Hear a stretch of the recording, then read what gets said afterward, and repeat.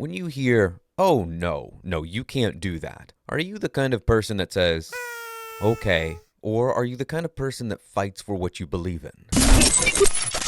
Tim Dillon, one of my favorite comedians alive right now, explains in absolutely hilarious detail how the world is going to hell in a handbasket. But if your attitude or your idea is that the population's going to get smarter, healthier, and more adept at problem solving, you're on fucking crack. I'm sure you've gone out and about in the world, driven somewhere, walked somewhere, and seen people. Before I knew anything about Bitcoin, my vision of the future was, let's say, less than ideal. The fiat grind can feel a bit like a black hole. Instead of there being a light at the end of the tunnel, there's only growing darkness. That's what I experienced for years. And yet I still held on to hope that there had to be something better. There had to be. I wasn't heading towards a bright orange future. I didn't even know anything about Bitcoin. I was heading deeper and deeper into a black hole. And yet, I held on to hope. I told myself again and again, there has to be something else. There has to be an escape here. There has to be. Because I believe to the core of my being that every single problem has a solution. And if you don't believe that, of course, life is going to be very, very dreary. Well, what happens next? Like, do you think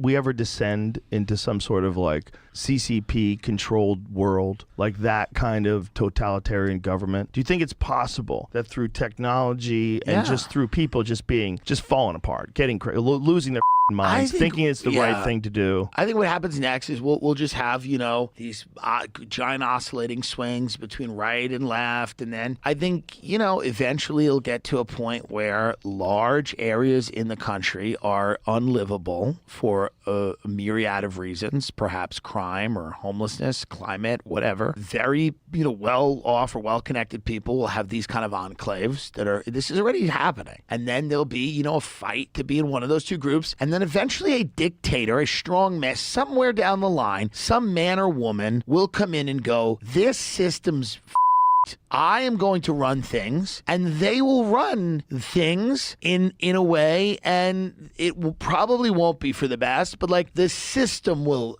collapse. Not that long ago, I agreed with pretty much everything Tim is saying here. I would laugh, but at the same time go, yeah, that is the future. And yet I held on to what very little hope I had. As I watched this clip from Tim Dillon and chuckle along with it, I'm reminded by what I was doing back few years ago with my life, holding on to hope, training my mind, my body, and keeping hungry, staying vigilant, looking for opportunities to change this. What could I do in my life to change these outcomes? What could I do to shape the future that I wanted to see come about? I'm only going to play a section of this next clip because what Warren Buffett says is kind of useless. It's what he doesn't say that speaks volumes. Nobody understands the situation better than Jay Powell, but he's not in control of fiscal policy, and every now and then he drops a few hints. And there was no question that when the pandemic broke out, it was a semi-war-like situation, but nobody knows how far you can go with the paper currency before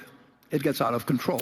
Warren Buffett goes on for another couple of minutes, blathering on about this and that, and doesn't say much of anything. And the point that Michael Saylor has made that I'm going to echo here is that what Warren Buffett doesn't say is what really stands out. The number of walls between Warren Buffett and what he wants are very few. He can get pretty much anything he wants at any time of day, anywhere on the planet. The same cannot be said of you and I.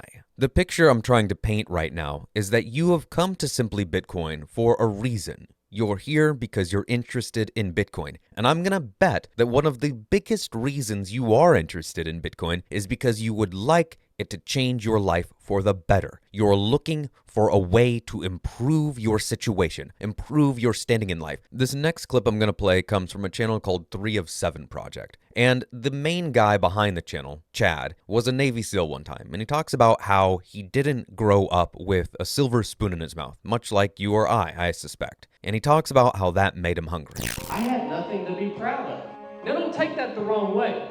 There were people that I was and I am proud. I'm proud of my mother. I'm proud of my father. I'm proud of my brother. But I had nothing to be proud of. I didn't have the nicest truck. I wasn't born to a wealthy family. I didn't have the nicest clothes. I had nothing to be proud of. Guess what that did?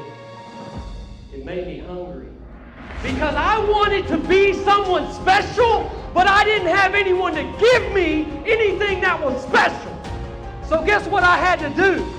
I had to go earn it. What Chad says there is, I imagine exactly how you feel, some days more than others. Some days, the weight of being is extremely heavy, and yet you still hold that burning passion for a greater future, a better tomorrow. In this next clip, one of the greatest fighters of all time, George St. Pierre, GSP, talks about how facing adversity is so important. I think it's important to face adversity. It helps if you face it at a very young age because it molds you. Yes. Especially if you able to overcome it. Because if you never faced adversity before, and when you face it for the first time and you're not prepared for it, it can break you. If the first time that you face adversity is a time that you're unprepared and you did not spend time training and you did not hone your mind, your body, and spirit, as George St. Pierre says right there, it can break you. If you've seen the movie, you know what happens next. If not, spoiler. Cooper goes into the black hole, and he enters into, I think it's supposed to be the fourth dimension, and while there, he's able to mess with time in a way. He pushes some books and does some stuff, and it's his daughter, some years before, that recognizes what's going on, which leads him to that point, and it's kind of this time warbly-wobbly thing. My takeaway from that movie is that there are forces stronger than time, stronger than even gravity. One of those forces is love itself. And the reason that so many of us have gotten into Bitcoin is for the care that we have for each other, for our friends, and our family. Until I found Bitcoin, my life did feel like falling deeper and deeper into a black hole. And much like Cooper, I never gave up hope. And here, on the other side, having fallen as far into that black hole as possible, I realized I wasn't falling into a black hole per se, but rather a rabbit hole. The beauty of hardship, the place where you might be right now in life, is that it will drive you to be hungry for greater and better opportunities. It can be a little bit wild to think that once you fix the money, you really do fix the world. And yet, it is actually that simple. So, whether you're just starting out on your journey or deep into it, I hope you stick around because things are going to be crazy in the coming years, and we're here to help guide you through the separation of money and state.